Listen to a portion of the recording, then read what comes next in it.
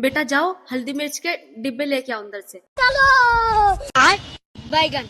रोम रोम भाइयों। ये क्या है? जाओ अब तेल का डिब्बा लेके आओ। भाई यहाँ पे क्या हो रहा है?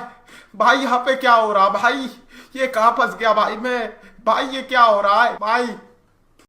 हाँ ये कर लो पहले। मैंने सारुण के यहाँ कुछ तो गड़बड़ है, जरूर कोई ना कोई गड़बड़।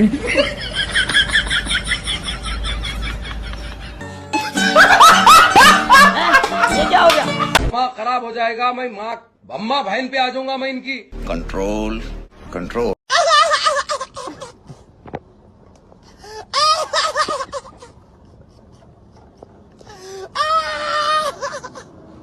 जाओ प्लेट को बर्तनों में रख के आओ।